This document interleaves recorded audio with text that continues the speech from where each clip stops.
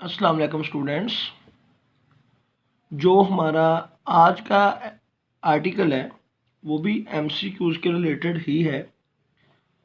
इसमें हम लोग कैपेसिटर वाले आर्टिकल के एमसीक्यूज़ पढ़ेंगे। पहला एमसीक्यूज़ है energy stored in capacitor is given by the relation. बेटा मैं आपको बताता हूँ जो होता है एनर्जी स्टोर्ड इन कैपेसिटर, इसके 3-4 फार्मूलेज हैं, सुनिएगा। पहला फार्मूला है 1/2 QV। फिर बेटा आप सब जानते हैं ये पहला फार्मूला है, that is the first formula. दूसरा फार्मूला बेटा आप सब जानते हैं, Q की वैल्यू पुट कर दीजिए अगर CV, तो इलेक्ट्रिक फील्ड का फार्मूला आ जाएगा 1/2 CV²। That is the second formula. बेटा तीसरा फार्मूला इधर से बनेगा, इधर से अगर हम लोग Q की वैल्यू पुट नहीं करते, Q ऐसे रहने देते हैं, अगर Q is equal to CV हो सकता है तो V इज इक्वल टू, देखो ना, Q is equal to CV, तो यहाँ से अगर V निकालना हो तो V तो आ जाएगा Q/C। तो आप इस फार्मूले में V की वैल्यू पुट कर दीजिए Q/C, तो आपके पास E की वैल्यू आ जाएगी 1/2 Q²/C। That is the third formula. बेटा जो चौथा फार्मूला जो है ना वो ये है, तो आप इस फार्मूले में कैपेसिटेंस की वैल्यू पुट करेंगे, कैपेसिटेंस की वैल्यू पुट करेंगे।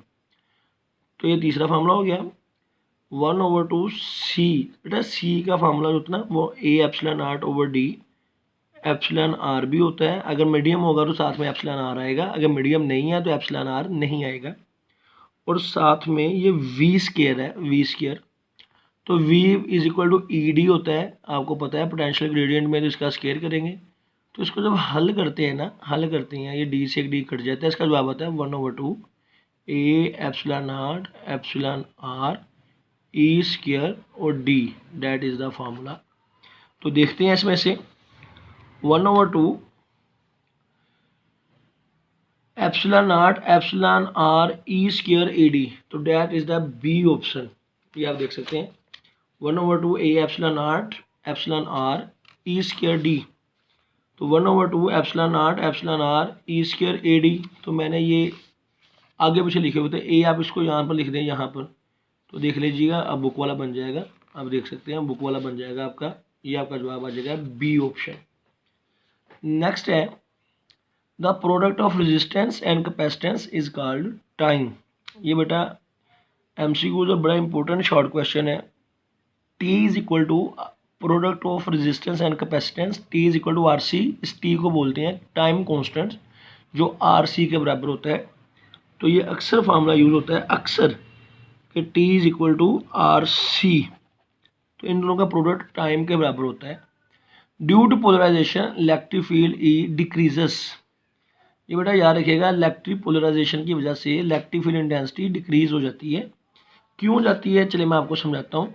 इलेक्ट्रिक पोलराइजेशन क्या है, सुनिएगा ज़रा, हम आपको समझाते हैं इलेक्ट्रिक पोलराइजेशन क्या है। आपके पास ये प्लेटें हैं, पॉजिटिव नेगेटिव प्लेट समझ लीजिए, ये प्लेट है पॉजिटिव प्लेट, तो इसके अंदर हम रख देते हैं एक डाइइलेक्ट्रिक। डाइइलेक्ट्रिक का मतलब है इंसुलेटर। तो इंसुलेटर जो है वो एटम से बना होगा, इसके अंदर जो एटम्स है ना वो इस शेप में आ जाएंगे, ऐसे। एटम के जो न्यूक्लियस होंगे उनको ये खींचेगा, क्योंकि न्यूक्लियस पर पॉजिटिव चार्ज है, तो पॉजिटिव न्यूक्लियस इधर आ जाएगा, इलेक्ट्रॉन इधर आ जाएगा, इस तरह से ये बन जाते हैं। इसके जो एटम्स है ना वो इस शेप में आ जाते हैं, इसको बोलते हैं डाइपोल बन जाते हैं, इधर पॉजिटिव इधर negative. Positive charge nucleus negative plate की तरफ आ जाता है, और negative charge electron positive plate की तरफ आ जाते हैं। फिर ऐसे ही पॉजिटिव और नेगेटिव, और सारे एटम हो जाते हैं ऐसे। इसको बोलते हैं कि एटम डाइपोल बन गए, मटेरियल जो डाइइलेक्ट्रिक था वो पोलराइज हो गया, और इस मटेरियल को, इस फिनोमेना को बोलते हैं पोलराइजेशन। तो बेटा अब नतीजा पता क्या होता है, इससे दोनों प्लेटों की जो इलेक्ट्रिक फील्ड है ना, ये वाली इलेक्ट्रिक फील्ड जो पॉजिटिव से नेगेटिव होती है वो कम हो जाती है। क्यों, सुनिएगा, इसकी इलेक्ट्रिक फील्ड थी इधर कोई, अब इन दोनों की इलेक्ट्रिक फील्ड पैदा करती है पॉजिटिव टू नेगेटिव, इसके खिलाफ। देखना, इसकी इधर होगी पॉजिटिव टू नेगेटिव, इसकी भी पॉजिटिव टू नेगेटिव, इसकी भी पॉजिटिव टू नेगेटिव। तो इसके अंदर इंटरनल इलेक्ट्रिक फील्ड पैदा हो जाती है जिसकी डायरेक्शन इसके मुखालफ होती है, तो ये दोनों कैंसिल हो जाती हैं। कैंसिल होने से इलेक्ट्रिक फील्ड कम हो जाती है, तो पोलराइजेशन से इलेक्ट्रिक फील्ड क्या हो जाती है, कम हो जाती है। तो दैट इज़ द डिक्रीज, इसका आंसर आएगा डिक्रीज। याद रखिएगा यहाँ पर 5 MCQs आ सकते हैं एक तरह की। पोलराइजेशन जब होती है, surface charge density decrease, electric field intensity decrease, ये MCQs आ सकते हैं। ये भी पोटेंशियल डिक्रीज, कैपेसिटेंस इंक्रीज, लेकिन चार्ज जो है ना का चार्ज ये सेम रहता है। तो ये 5 MCQs आएंगे। पोलराइजेशन की वजह से सरफेस चार्ज डेंसिटी डिक्रीज होती है, सरफेस चार्ज डेंसिटी से इलेक्ट्रिक फील्ड डिक्रीज होती है, इलेक्ट्रिक फील्ड से पोटेंशियल डिक्रीज होता है। और जब पोटेंशियल डिक्रीज होगा, तो पढ़ा नहीं आपने C=Q/V। तो जब पोटेंशियल डिक्रीज होगा तो चार्ज अगर सेम रहे, तो चार्ज सेम रहता है तो कैपेसिटेंस बढ़ जाती है। तो ये 5-6 MCQs यहाँ पर आपको आने ही चाहिए।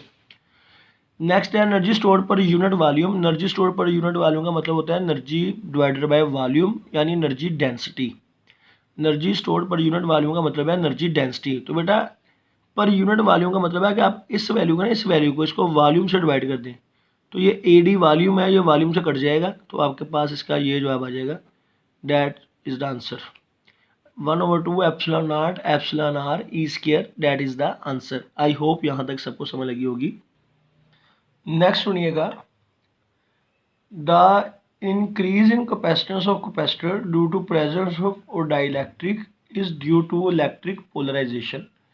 जब कैपेसिटेंस बढ़ती है डाइइलेक्ट्रिक रखने से, कैपेसिटेंस बढ़ जाती है तो उसको बोलते हैं इलेक्ट्रिक पोलराइजेशन हुई थी, इसलिए इलेक्ट्रिक पोलराइजेशन आएगा।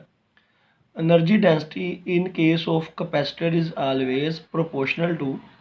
बेटा आप हमारा अगर पहला MCQs देखेंगे ना, उसमें मैंने आपको बताया एनर्जी का फार्मूला होता है 1/2 epsilon naught epsilon R E²। तो एनर्जी जो है ना वो इलेक्ट्रिक फील्ड के स्केयर के डायरेक्टली प्रोपोर्शनल है, E² के डायरेक्टली प्रोपोर्शनल है। आई होप आपको इसकी समझ लगी होगी। E² की आप पहला MCQs देखिएगा, उसमें ये लिखा हुआ है। नेक्स्ट है, in the capacitor energy stored in the electric field. याद रखिएगा, इलेक्ट्रिक फील्ड कैपेसिटर की दोनों प्लेटों के दरमियान में जो इलेक्ट्रिक फील्ड पैदा होती है, इलेक्ट्रिक फील्ड वहाँ स्टोर होती है। आप देखें ना, अगर कैपेसिटर की प्लेटों के दरमियान में कोई चार्ज रखें, कैपेसिटर की प्लेटों को टच नहीं कर रहा, तो वो खुद ब खुद ही अगर पॉजिटिव चार्ज है तो वो पॉजिटिव से दूर और नेगेटिव प्लेट की तरफ जाना शुरू हो जाएगा। तो इसको इलेक्ट्रिक फील्ड लेकर जा रही है, तो एनर्जी इलेक्ट्रिक फील्ड के पास है जो वर्क करती है। तो एनर्जी इलेक्ट्रिक फील्ड में स्टोर होती है, electrical potential energy electric field में स्टोर होती है। Capacitor of 50 microfarad capacitance has potential difference of 8 volt. तो बताएं चार्ज ऑन द प्लेट्स कितना होगा। तो आपको पता है Q = CV, Q = CV। तो इनको मल्टीप्लाई कर लीजिएगा, Q = CV। तो इनको मल्टीप्लाई करिएगा, 50 को 8 से मल्टीप्लाई करेंगे ना, तो ये 400 आएगा, 400 माइक्रो कूलम, 400 माइक्रो। तो इसका जवाब ये आएगा 4×10⁻⁴, क्योंकि 400 माइक्रो 10⁻⁻6। तो ये 2 सिफर इसके साथ कट के 10⁻⁻4 आ जाएगा। तो डैट इज द आंसर -4 वाला, 4×10⁻⁴ coulomb, that is the answer. Next है, in the time constant of RC circuit how much charge is stored out of maximum charge Q0। बेटा टाइम कांस्टेंट उस टाइम को कहते हैं जितनी देर में मैक्सिमम चार्ज का 63% चार्ज स्टोर हो जाए, यानी 0.63 times of total charge. Total charge का 63% जितनी देर में, टोटल चार्ज Q0 है जो कैपेसिटर की प्लेटों पर स्टोर हो सकता है, जितनी देर में 0.63 टाइम उसका स्टोर हो जाएगा, 63% या 0.63 टाइम्स, उस टाइम को टाइम कांस्टेंट बोलते हैं। तो इसकी डेफिनेशन यही है कि time constant is that time required to deposit 0.63 times the charge of equilibrium charge, that time is called time constant। तो इसका C ऑप्शन करेक्ट है। नेक्स्ट है, capacitance of a capacitor does not depends upon. Capacitance और capacitance depend करती है area पर, दोनों प्लेटों के डिस्टेंस पर और दरमियान में मीडियम पर। एरिया पर भी करेगी, मीडियम पर भी करेगी, प्लेटों के दरमियान में डिस्टेंस पर भी करती है। तो बेटा यहाँ पर electric field between the plates जो है ना, असल में ये इस फार्मूले को फॉलो कर रहे हैं। असल में इसका ये ऑप्शन करेक्ट नहीं है, ये इलेक्ट्रिक फील्ड पर भी करेगी, इलेक्ट्रिक फील्ड पर भी करेगी। तो क्योंकि आपको अभी बताया है कि इलेक्ट्रिक फील्ड पर ये करती है, तो इसमें से कोई भी ऑप्शन आपका गलत नहीं है, ये चारों ही आएंगे। लेकिन अगर आप लोग कैपेसिटेंस वाला आर्टिकल पढ़ें, उसमें लिखा हुआ है कि कैपेसिटेंस डिपेंड करती है एरिया पर, डिस्टेंस पर और दरमियान में मीडियम पर। तो उस निस्बत से इसने electric field between the plates जवाब लगाया हुआ है। तो वैसे इलेक्ट्रिक फील्ड पर भी ये कैपेसिटेंस डिपेंड करती है, क्योंकि इलेक्ट्रिक फील्ड तभी चेंज होगी जब प्लेटों के ऊपर चार्ज चेंज होगा। तो ये इलेक्ट्रिक फील्ड पर भी डिपेंड करेगी, याद रखिएगा, इलेक्ट्रिक फील्ड पर भी करेगी। If the separation between the plates of capacitor is double then its capacitance become half. क्योंकि कैपेसिटेंस का फार्मूला ये होता है A epsilon naught over D. ये नीचे देख लो, उसने पूछ लिया कैपेसिटेंस का वैक्यूम में फार्मूला क्या है, A epsilon naught over D. तो जब आप डिस्टेंस को हाफ कर देंगे ऊपर वाले, सॉरी डबल कर देंगे, डबल, तो इसको जब डबल करेंगे ना यहाँ पर, तो आपकी कैपेसिटेंस क्या रह जाएगी, हाफ रह जाएगी, क्योंकि बटे में 2 आ गया है, तो ये कैपेसिटेंस हाफ रह जाएगी। नेक्स्ट सुनिएगा, कैपेसिटेंस का फार्मूला ये है पैरेलल प्लेट कैपेसिटर का, ए epsilon naught over D. D ये 2 तो मैंने अभी लिखाया है ना, इसका डी जवाब आएगा, ए एप्सिलॉन नॉट ओवर डी, ये इसका जवाब है, ए वाला इसका जवाब आएगा, ए epsilon naught over D, that is the answer. Coulomb over volt, coulomb over volt ये फैरेड का बोलते हैं। आपने भी पढ़ा है कैपेसिटेंस का एक ये भी फार्मूला होता है क्यू ओवर वी। तो कूलम चार्ज का यूनिट और वी वोल्ट का, कूलम ओवर वोल्ट कैपेसिटेंस का आ जाएगा फैरेड। फैरेड इसके बराबर आएगा, फैरेड के ये बराबर आएगा, क्योंकि कैपेसिटेंस का फार्मूला यूनिट होता है फैरेड, चार्ज का कूलम और वी का वोल्ट। तो ये कूलम ओवर वोल्ट कैपेसिटेंस आएगा। Capacitance of capacitor C has a charge Q, energy stored is W. If the charge is increased to 2Q, then energy store will be 4W। Energy 4 गुना हो जाएगी। अगर charge आप double करोगे ना, प्लेटों पर चार्ज डबल कर देंगे तो एनर्जी 4 गुना हो जाएगी। देखिएगा कैसे होगी, आपने फार्मूला पढ़ा हुआ है, एनर्जी का फार्मूला होता है 1/2QV। अगर आप प्लेटों पर चार्ज डबल करोगे तो प्लेटों पर पोटेंशियल डिफरेंस भी डबल हो जाएगा। जब आप इसको डबल करोगे ना, ये खुद ब खुद डबल हो जाएगा। तो आपका जो एनर्जी है वो कितने गुना हो जाएगी, पहले अगर W थी तो अब 4 टाइम हो जाएगी, 4 टाइम। बेटा जब आप प्लेटों पर चार्ज डबल करोगे ना, तो याद रखिएगा प्लेटों पर पोटेंशियल डिफरेंस खुद ब खुद डबल हो जाना है। तो चार्ज डबल करने से बच्चे अक्सर ये गलती करते हैं कि चार्ज डबल किया तो कह देते हैं लो जी एनर्जी 2 गुना होगी। जब चार्ज डबल करोगे तो एनर्जी भी डबल, वोल्टेज भी डबल हो जाएगा, तो इनका प्रोडक्ट 4 गुना हो जाएगी इलेक्ट्रिक। ये आपके पास जो एनर्जी स्टोर होगी कैपेसिटर में 4 गुना हो जाएगी। अगर आप चार्ज डबल करोगे तो पोटेंशियल भी डबल हो जाएगा। तो 4W आंसर है इसका। नेक्स्ट सुनिएगा,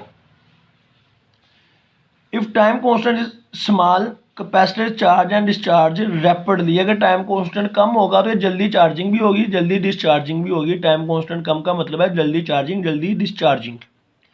capacitance of capacitor depends upon, बेटा ना तो थिकनेस ऑफ प्लेट्स पर करेगी, चार्जेस ऑन प्लेट्स पर भी नहीं करेगी, वोल्टेज पर भी नहीं करेगी।